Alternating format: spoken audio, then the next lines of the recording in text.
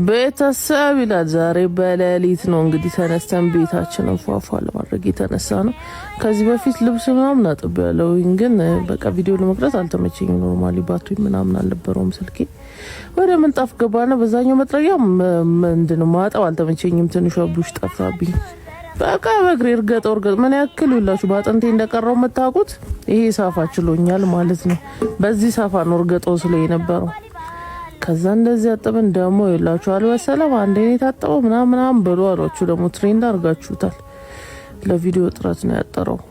እሺ ከዛ ለማን አልጋ ፏ አደረግን፣ አነጣጠፍን፣ ቤት አጸዳዳን፣ ወይዘሪት አምባረን ኩልኳልን። ከዛ ደግሞ የልጃችንን ቁርስ ወደ ማዘጋጀት ግዴታ ነው። ይሄ መስት ነው። ኩከሯን የኔ እናት ኩኩት ታረግና ባይዘው እኔ ኩከር በጣም የልጆች ምግብ በጣም ነው ወዶ ሴሪፋ ወዳለው ፋፋ ወዳለው። ያው ኩከር ግን የትልቅ ሰው ነው ማለት ትንሽ ሰው አይደለም። ከዛ አበላን እግዚአብሔር ይስጣት። ግን ለኔስ ማናለኝ ማንም የለኝም። ስለዚህ ራሴ መጠገን ስላለብኝ ቁርሴን አዘጋጀው። ሩዝ ወዳለው ሩዝ መስራት ጀመረን ማለት ነው። ፋ አድርጌ ሩዜን ሰራው። መስራቴ ነው እንደሚገርማችሁ ቡናን ቅርብርብ አድርጌ ከቁርሴ በኋላ መጠጣትን አዘጋጀው። እናቴ አይምሮ መረጋጋት እፈልጋለሁ። እኔ በራሴ ቀልድ አላውቅም። ሰልፊሽ በሉኝ ልሰልፈፍ ብላለች እናቷ። አንተ ቡናን ጠጣው እግዚአብሔር ይስጣት። አንቡያል በጠበጠችኝ ቡናን ጠጣው ረጋልኩኝ እና ደስ የሚል ውሎ ነበር። እግዚአብሔር ይመስገን። አፍሪካውያን ስልጣኔ በደረሰበት አልደረሱም እንዳይባል ብዙ ጥንቃቄዎችን አደርጋለሁ።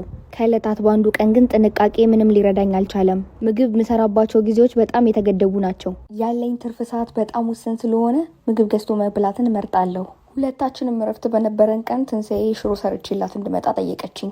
የዶርመተሪያችን ኩሽና ገብቼ ወጤን መወጥወጥ ጀመርኩኝ። ሀገር ሰላም ብዬ ወጤን በመወጥወጥ ላይ ያለው ሽሮ እሳት በዝቶበት ገንፍሎ ጭስ ጨሰ። ከ2 ደቂቃዎች በኋላ የህንጻው የአደጋ ጊዜ መጥሪያዎች ሁሉም ሰው ህንጻውን ለቆ እንዲወጣ ማስጠንቀቅ ጀመሩ። ብለው የኩሽናው በር ክፍት ስለነበረ አላፊው አግዳሚው በሙሉ ማን ይሄንን እንዳስነሳው ቆሞ መከታተል ጀመረ። የእሳት አደጋ ሰራተኞችም እኛ ወዳለንበት ኩሽና በፍጥነት አመሩ። ኩሽና ውስጥ ያለነው 2 ጥቁር ሴቶች ነበርን። ሰዎች ስለ አፍሪካ የሚያስቡትን ነገር ትክክል ስላደረግኩላቸው ሀዘን ተሰማኝ።